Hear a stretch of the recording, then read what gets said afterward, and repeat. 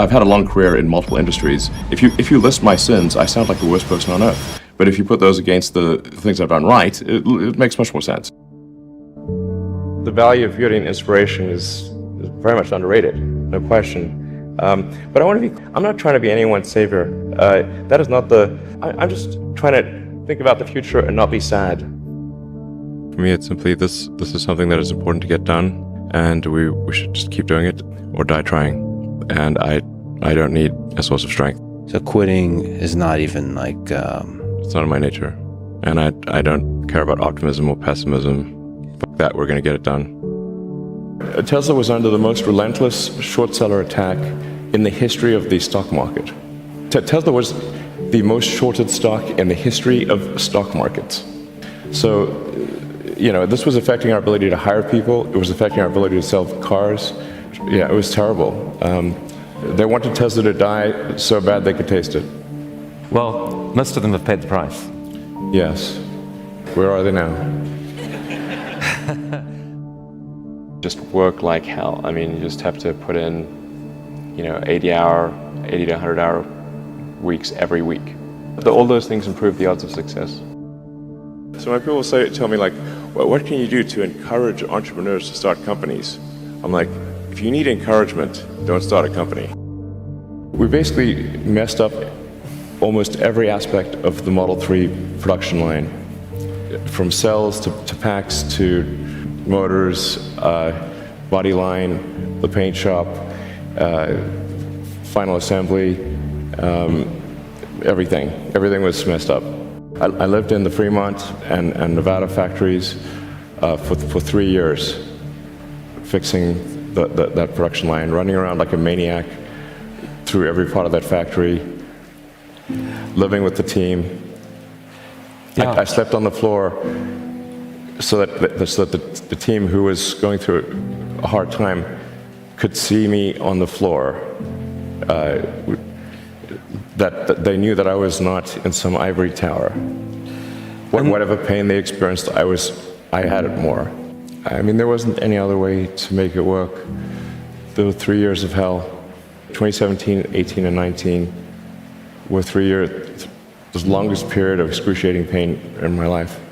There wasn't any other way, and we barely made it, and we were on the ragged edge of bankruptcy the entire time. Do you feel that this challenge of figuring out the new way of manufacturing, you actually have an edge now, that it's different, that you've figured out how to do this? At this point, I think I know more about manufacturing than anyone currently alive on Earth. Yeah. I can tell you how every damn part in that car is made. But I'm not afraid of dying. I think it will come as a relief. So, although you may not be able to see the vision of SpaceX come true in your life. Well, I'd like to live long enough to see that. Being at a net worth of 230 billion, roughly, being perceived as the richest person. Do you know John Law? I don't know. John Law used to be the richest person on Earth 300 years ago. Okay. He was a poker player, a gambler. He was the biggest art collector on Earth, so a lot of superlatives. Wow. In the end, he went bankrupt. What? That's a pretty far to fall.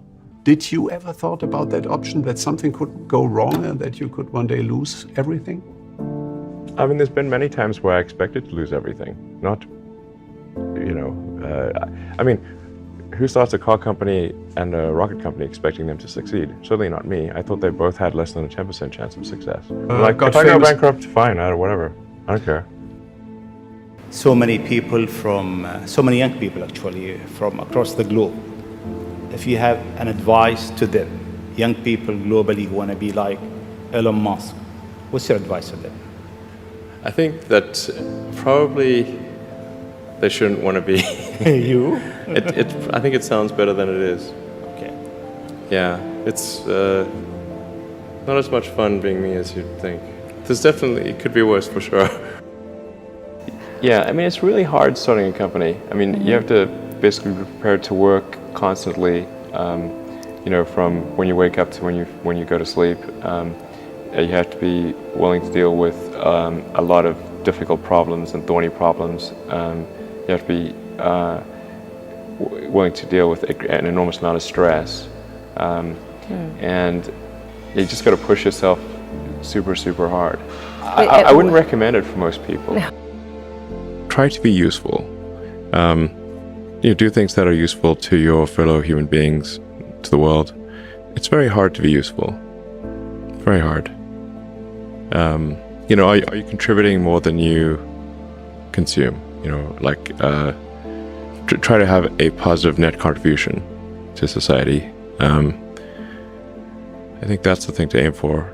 Not to try to be sort of a leader for the sake of being a leader or whatever. A lot of times, the people you want as leaders are the people who don't want to be leaders. So, if you can live a useful life, that is a good life. A life worth having lived.